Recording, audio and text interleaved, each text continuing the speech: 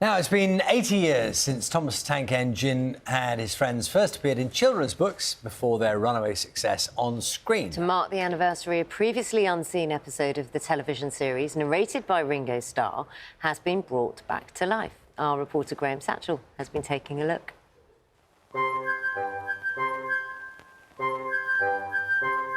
Never-before-seen footage of the pilot episode of Thomas the Tank Engine. It was filmed in 1983, but only recently discovered in the archive. One day, Thomas was at the junction when Gordon shuffled in with some trucks. The unmistakable voice of the original narrator, Ringo Starr. "Phew," remarked Thomas. "What a funny smell." Right from the very beginning, we see Thomas as a slightly cheeky little engine, this time making fun of Gordon, the bigger, stronger tender engine. Do you know what I think it is? It's ditch water. Thomas the Tank Engine harked back to a time where politeness was expected, rules had to be followed, and naughtiness normally had consequences. In the pilot episode, Thomas, already having been quite rude, ignores a warning sign with calamitous results. "Stupid old boat," said Thomas. "There's no danger, there's no danger." "Look out," shouted his driver. "Come back." "Fire and smoke," said Thomas. "I'm sunk." Sunk indeed. What will happen to him? "Oh dear," he said, "I am a silly engine." It's Thomas. Hello, Thomas. Thomas and Friends was a hugely popular children's programme. More than 500 episodes were made, airing in 150 different countries. I'm sending you to work on the new branch line, Thomas. Maybe that'll help you think about being a little less cheeky. It had a major reboot when Mattel bought the franchise more than a decade ago. New animated episodes were made with new characters, many of them female for the first time. It's almost like a little enchanted forest. Oh, the kind of place you'd find fairies and elves and magical creatures. Marion the Railway Steam Shovel was voiced by Oscar winner Olivia Colman. Oh, hello there. You must be Annie and Clarabelle. Ryan voiced by another Oscar winner, Eddie Redmayne. My name is Ryan, and I'll be your engine today. "Down a mine, is he? Ho, ho, ho," laughed Gordon. "What a jokey chortle, puffing to the rescue." Back in the pilot episode, Thomas is about to be rescued by Gordon, the engine he was so rude to at the beginning. "Heave," called the Fat Controller. There is a moment of jeopardy, but Thomas is finally rescued and lessons are learned. "I'm sorry I was cheeky," said Thomas. "That's all right, Thomas, you made me laugh." 80 years on from the publication of the original books, the release of the pilot episode is a nostalgic reminder of simpler times. "United we stand, together we fall," said Gordon grandly. And buffer to buffer, the Allies puffed home. Graham Satchell, BBC News. So, here in the studio, Mark Chambers, whose grandfather wrote the original Thomas the Tank Engine books. Ian McCue's producer of Thomas Adventures on TV. Welcome to both of you. Thank you very much. Mark, for you, all of this is very personal, isn't it? Going right back. Take us to a place in time, your grandfather reading these stories to you. Yes, indeed. I have memories going back to very early days. I would think probably 5 years old, and him coming to stay with us at the family home in Devon.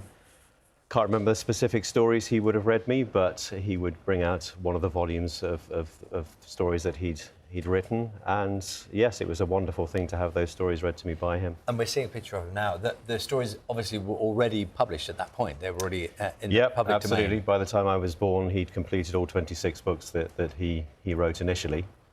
And then the TV series and everything that came after that was about a decade in the future. I'm going to ask the obvious question, but at age 5, you probably can't remember. Was he a good storyteller? I mean, I know he's written books that people have loved for generations. Yeah, no. But do you remember his voice? Could he deliver it? Oh, absolutely, yeah. Not too many accents, but there was certainly emotion in the voice. And yes, it was a very special experience even at that age. Ian, I think you have to... I'm quite interested to hear what you might have thought about when you first saw it, because your grandfather had been reading the stories to you. But you have to be very careful with how you take something like Thomas the Tank Engine, which so many people, like you were saying, you watched early and you had the books and everything. Yeah. When people's imaginations kind of go a certain way, you have to be very careful with it, don't you? I think we have to remember where the story started from, and it really started from that love of trains. And I think the nice thing in today, people still love trains. Children still love trains. I go to my local train station and kids get excited, even though it's a modern electric train coming in, you know. I think people's love of trains, and I think whatever we do with the show, you know, because it evolves over the years, we always remember those sort of timeless stories and the good themes and messages behind them, friendship and teamwork, and you know, that's why we're celebrating 80 years of Thomas. It's still going strong to this day. And there have been some remarkable voices attributed to Thomas the Tank Engine. Someone's just messaged in saying, I was a fan of the Thomas the Tank Engine books, grew up listening to Willie Rushton. Yes. There's a blast, you know, reading the books, and he's got the full vinyl LPs now as well, with all of those. Very collectible. I mean, Willie Rushton, Johnny Morris did a lot of reads long before the TV series, and then obviously with the TV series Ringo Starr, you know, you don't get much bigger than Ringo. Well, do you want to explain, because I don't know, how did that first come about? You know, did someone just have the idea of going, why not Ringo Starr? Is there a story attached to Well, this? the story, as I understand it, is Britt Allcroft, who was the lady who got the rights to make the TV series from the late 70s, decided she wanted a narrator rather than the engines having their individual voices, but couldn't decide who that narrator should be. And apparently was in the family home one night, walking past the living room where Parkinson was being broadcast and Ringo was being interviewed, heard the voice, didn't realise who it was who was actually speaking, went in, saw, of course, it was Ringo, and just, that was it. Said, that's who I want as the voice of the series. And clearly, I mean, he wanted to do it because he ended up doing it. So he obviously, maybe he read the stories himself to his own children or whatever. There was clearly an affection there. All I know is he said that he didn't have the stories read to him as a child, which my grandfather said he had, therefore a neglected childhood. Okay. Which sounds very much him. Yeah, he then certainly went back and read the stories and was very complimentary about them. And yeah, clearly was interested enough that he was prepared to be involved, which is a lovely thing, because that's become, in its own way, very much as iconic as the stories, Ringo's narration. So true, isn't it? Because his voice on that series, I mean, it makes it very different, doesn't it? In the best possible way. Mm. I think a lot of people still think that Ringo narrates it today. I think it's become such an iconic voice that is attached to Thomas, but he only did the first two series. You know, so obviously after that, Michael Angelis came in, who was sort of classic sort of Liverpudlian actor, who had a very similar tone and voice to Ringo, and did a fantastic job of sort of carrying on that legacy of great storytelling. Mm. It's amazing how far it's spread across the world in terms of fan base as well. Because I think of it as quintessentially British. Oh, it is. But, yeah. But it is known all around the world. Yeah. Japan, huge, isn't it? Yes, huge in Japan. Huge in Japan. Yes, I mean, at its core, I think you're right. It is very much British, set in a golden age of the sort of 1940s and 50s on this mythical island, and yet there's something there that appeals to children, generations of children, on a global basis, and it's astonishing and wonderful.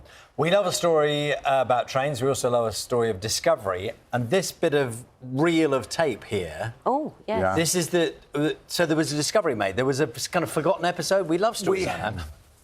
In 1983, so Britt Allcroft, as we'd mentioned, unfortunately Britt passed away last year, but she had gone to sort of Clearwater Films to create the first Thomas series, and they shot a test pilot to really sort of iron out all the kinks and stuff of how they were going to create the show. That was done. They created the first season. Thomas became sort of the huge show that everyone knows and loves, but the pilot was never seen again. And a couple of years ago, we sort of stumbled across some sort of archive footage and stuff that was in the Mattel archives, and we pulled it out to find out that this was, you know, the film cans of the pilot. We opened it up. I would have loved for it to have been the complete film, ready to go, but it wasn't. It was film trims, there were elastic bands wrapped around, and it was in a poor condition. You know, we had to do a lot of work restoring it. Not only that, this particular can that we've got with us contains some of Ringo Starr's very first voice recording back in 1983 for the pilot. So put that all together with the sound effects we also found. The one thing that was missing was music. So I sort of decided I didn't want to bring in any old composer to just put some music on the pilot. So we actually reached out to Mike O'Donnell, who was one of the original co-composers, you know, the classic theme that everyone knows and loves.